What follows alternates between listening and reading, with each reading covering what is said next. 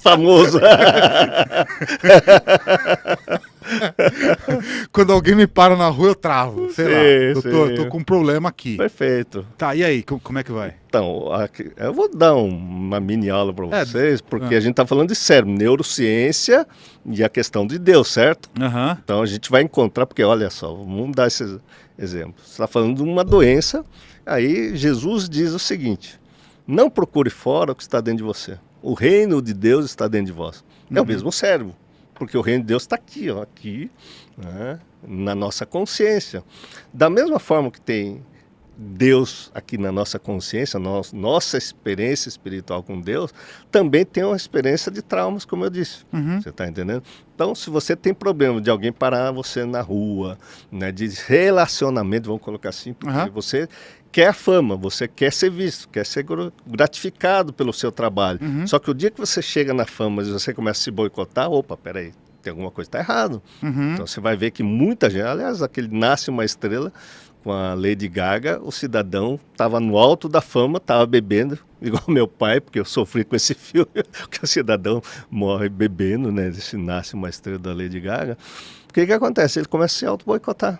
Então, se você está atingindo, querendo ser visto, reconhecido, gratificado pelo seu trabalho, mas quando você chega lá, você começa a passar mal, peraí, tem alguma coisa errada. Né? Esse mal-estar são sintomas físicos de alguma coisa cerebral. O que são sintomas físicos? Palpitação, tremedeira, gagueira. Fala aí, Ale, fala aí. Não consigo. Oh, vai lá falar com a pessoa chega travada. Isso são sintomas mentais. Então, eu vou pegar seu sintoma mental. Tem técnica de eu acessar a rede de memória. Então, nós sabemos que a nossa consciência forma em torno de redes de memória, falando de cérebro. E o nosso cérebro, ele faz, cada neurônio, para você ter uma ideia, faz 10 mil conexões de memória. Tem até na internet os neurônios crescendo, assim, não sei se vocês viram, fazendo a tal da sinapse cerebral. Quer dizer, cada experiência emocional que você tem, o seu cérebro, um neurônio conecta ao outro, 10 mil neurônios. E aí a gente forma um número absurdo de conexões de memória que tem no nosso cérebro. É 10 à potência 16. Ou seja, é um número 1 com 16 zeros. Não dá nem para calcular quantas conexões de memória nós temos. Então, o que eu estou falando para você? Para a gente achar essa raiz, onde começou o seu problema com a fama, com esse mal-estar que você tem nesse ponto específico, eu tenho que acessar essa rede de memória. Então, quando eu fizer as perguntas específicas, que a rede de memória se interliga exatamente por o quê? Por imagem, pelas nossas emoções. A nossa memória é puramente emocional. Então, se eu pego a sua emoção que está afetando você, eu sei fazer as perguntas diretivas, na qual você acessa a rede de memória e você vai chegar no arquivo de memória, pode ser na vida intrauterina, pode ser com 1 ano, 8 anos. Geralmente a gente acessa os traumas lá de 8 anos, 5 anos, onde a pessoa começa a sair para a vida da escola, sofre bullying, e aí o cara vai para a escola, sofre bullying, ele fica retraído e tem medo de se expor, né? Então, cada um vai para algum lugar. O que acontece? Só que se a gente acessa essa rede de memória, o que acontece? Você hoje é uma pessoa resolvida, você tem seu trabalho, você é inteligente, você não é aquela pessoa que sofreu bullying na infância. Sofri muito. Sofreu muito bullying. E o guru também. Então, esses bullying é comum, mas o que acontece? Se você sofreu muito bullying na escola, quando você precisa estar no meio de pessoas, vem aquela sensação, putz, né, de eu vou errar, vou fracassar e vou sofrer bullying de novo. Então, isso é muito comum nas pessoas que sofreram bullying e que vai travar. Então, o motivo que trava, isso tudo é cerebral, entende? Não? Agora, existem técnicas de não regredir a memória aleatoriamente. As perguntas são muito específicas e o cérebro é muito específico. Então, eu desenvolvi uma técnica de fazer perguntas específicas, né? Eu sei que a rede... Mas é você que faz? Eu sei que você falou, você entrega um questionário? Não. Não é questão. Quer dizer, para quem está começando na escola, eu tenho uma escola de formação em psicanálise cristã.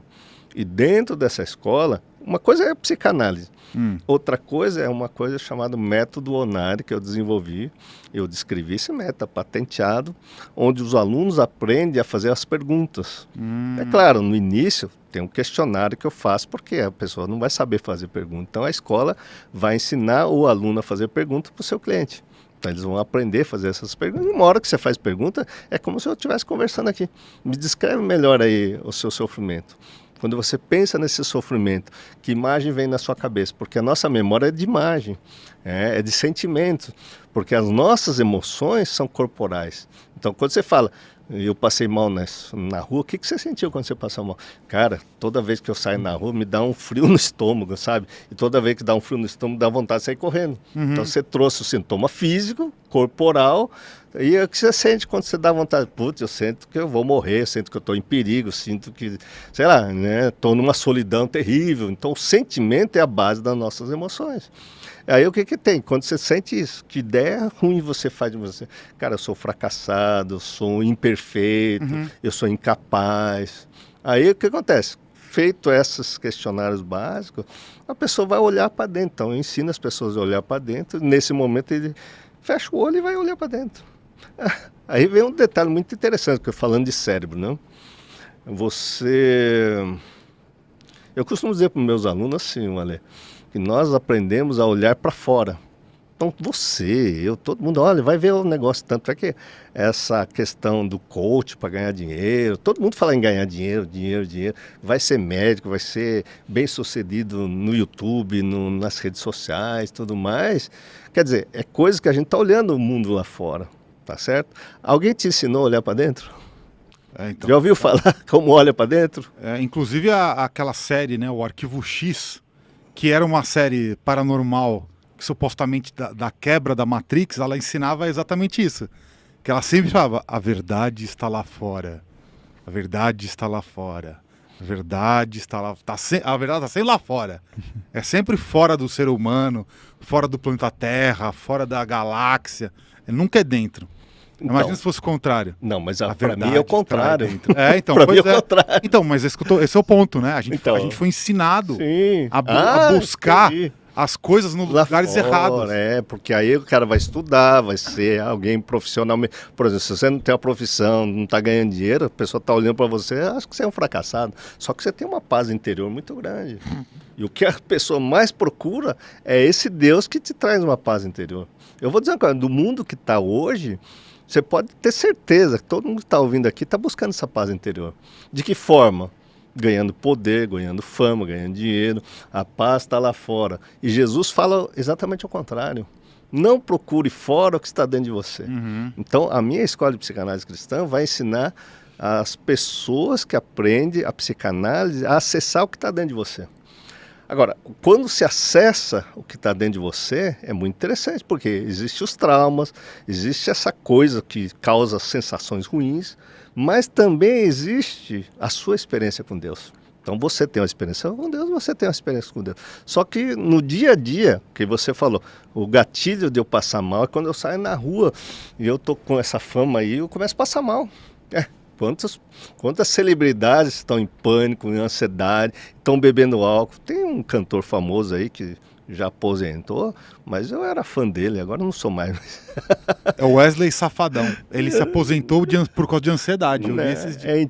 Era esse que você era fã? Não, lógico que não. Ele já aposentou porque ele já tem mais de 60 anos. Mas eu quero dizer para você, nem você. Quem é o Roberto Carlos? Não, ele precisava tomar uns goró para poder se apresentar. Tem vários aí. Isso aí, infelizmente. Mas por quê? Porque ele não suportava o público que quer ver ele cantar, ele simplesmente tem uma timidez muito grande. Então ele precisava tomar umas, relaxar com o álcool que a gente está dizendo aqui, para poder exercer a profissão dele. Mas por que um cara que é uma celebridade, que todo mundo quer vê-lo... Que conquistou, porque todo mundo acha que virar celebridade é o sucesso absoluto da vida. O Elvis Presley, pô. Morreu usando barbitúrico, calmante, sedativo. Michael Jackson usando até propofol e outras coisas, porque o cara não suportou isso. E o Michael Jackson, podem falar o que quiser, mas foi o maior artista da nossa história, junto com Elvis e os Beatles. Sem dúvida nenhuma. E assim, a morte é absolutamente trágica. Sim. Né? Sim, mas é que tá, entre essa questão do cérebro e Deus... Porque, veja bem, fama do Elvis não trouxe paz para ele. Não, fama do Michael Jackson não trouxe paz para ele. Se você pegar as nossas pessoas que estão dirigindo aí países, os países são milionários, não estou nem falando, mas veja os grandes políticos. Quanto mais poder ele quer. Tem paz um cara desse? Não tem paz. Então você que está ouvindo aqui o programa, peraí, é dinheiro que traz paz? É fama que traz paz? é poder político, é poder econômico.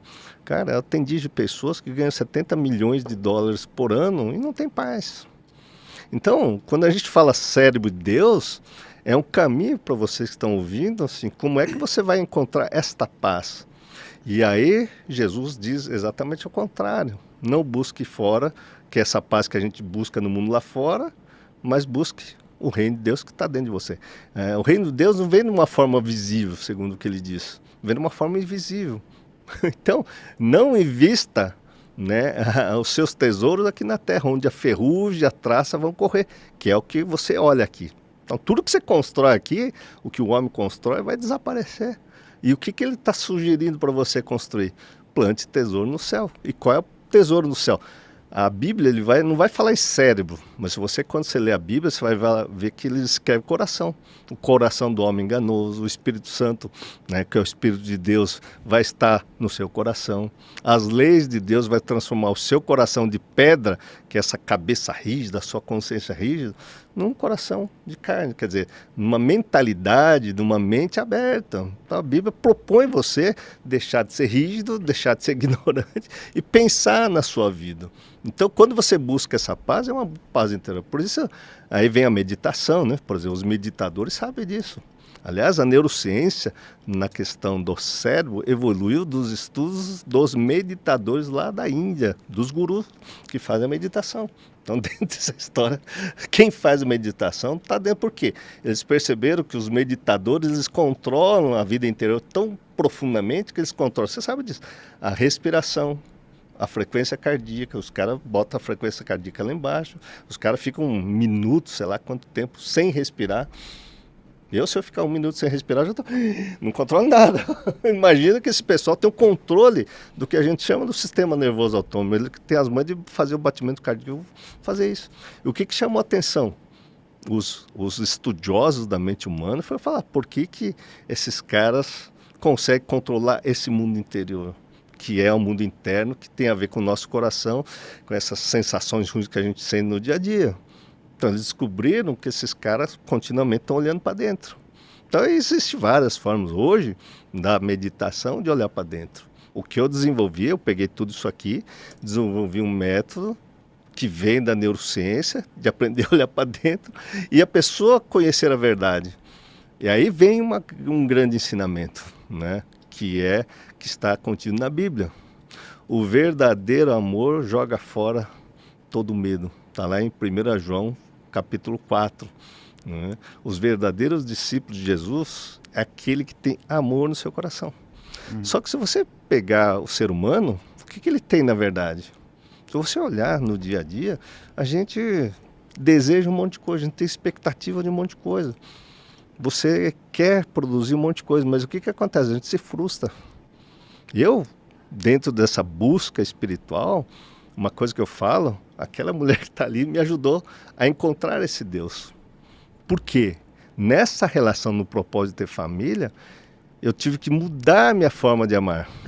Então eu amava e tinha segurança fazendo o quê? Dando carro importado, tendo uma cobertura com piscina, churrasqueira, que era o sonho de todo mundo, ganhando dinheiro, ganhando poder, ganhando fama, que eu tenho um currículo maravilhoso na área de cirurgia, só que nada disso me trouxe paz.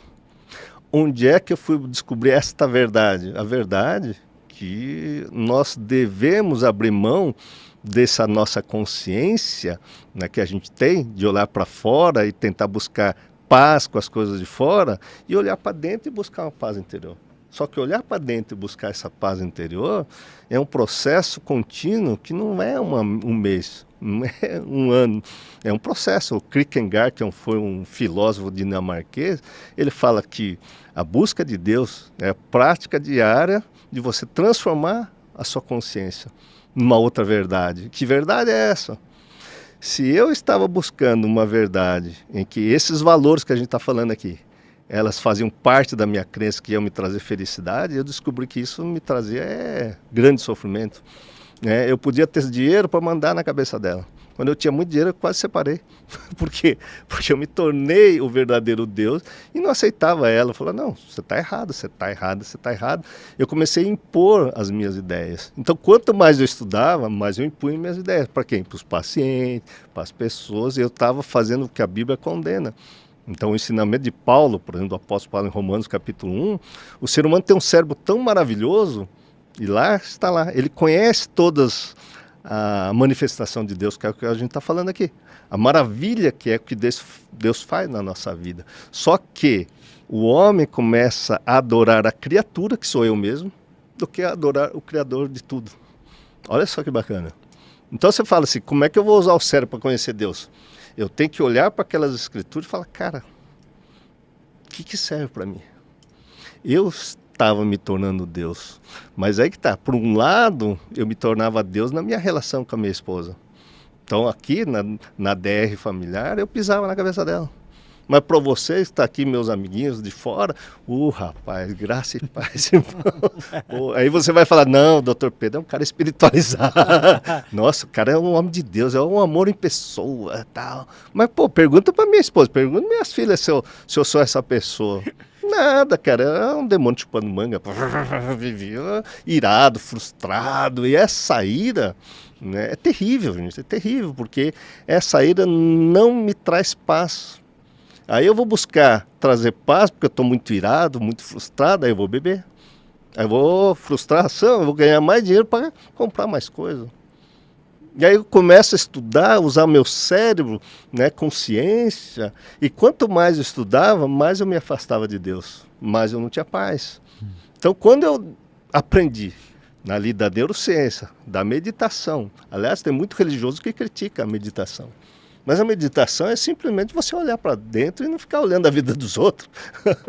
Ser cristão, Jesus diz, cada um pegue a sua cruz e me siga. Quer dizer, eu preciso cuidar da sua vida?